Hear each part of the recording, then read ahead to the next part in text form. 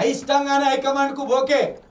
చేరికలు సరికావన్న జీవన్ రెడ్డి, మా డోర్లు ఎప్పుడు తెరిచే ఉంటాయన్న పార్టీ పెద్దలు, మీడియాతో మాట్లాడుతూ భావోద్వేగం, కార్యకర్తలే పార్టీకి ముఖ్యమన్న జీవన్ రెడ్డి చెప్పిన ఇదంతా డ్రామా. జీవన్ రెడ్డి రాజీనామా చేస్తానంటే రాజీనామా చేయడు. అలక వీడని జీవన్ రెడ్డి అని చెప్పిన అలక వీడు కాదు, రాజీనామా చేసి నిజంగా నీకు అదే ఇదే కాంగ్రెస్ పార్టీ ఎంత చెడ్డ పార్టీ అనేది నువ్వు రుజువు చేయాలి. అక్కడ జగిత్యాల నుండి ఎమ్మెల్యేగా ఇంతకుముందు గతంలో ఉంటాడు, ప్రస్తుతం ఎమ్మెల్సీగా ఉంటాడు.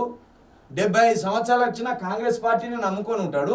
ఆయనకు చెప్పకుండా బీఆర్ఎస్ నుండి గెలిచిన ఒకరిని తీసుకొచ్చి అలా చేర్చుకున్నాడు. ఎంత మనోవేదన కలగాలి ఆయనకు. ఈయన ఏం చేసిండు, నేను రాజీనామా చేస్తాను డ్రామా లేండు. ఉట్టిన బట్టి విక్రమార్కను శ్రీధర్ బాబుని ఇద్దరిని పంపాను. లేదు నేను అసెంబ్లీ గేట్ దగ్గరనే మాట్లాడతా అని ఈయన అన్నాడు. తీరా బాధపడతాను. ఈ ఏజ్కి వచ్చి కాంగ్రెస్ పార్టీని ఇతడు కన్నీళ్ళు పెట్టించారు.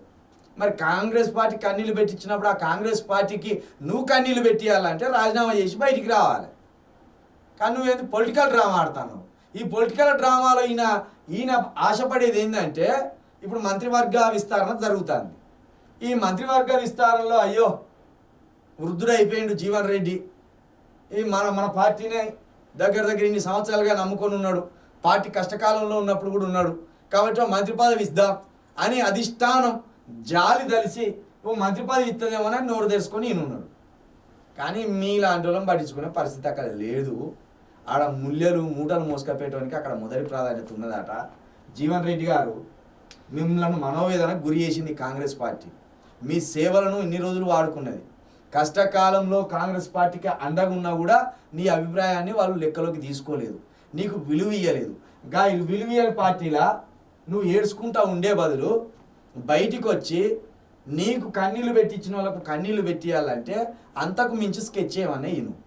అంతేగాని ఈ ఆవేదన వాడు పాపం ముఖం కూడా చిన్నపోయింది. పాపం అసలే 73 సంవత్సరాలు ఉంటాడు, ముఖం అంతా పారిపోయింది.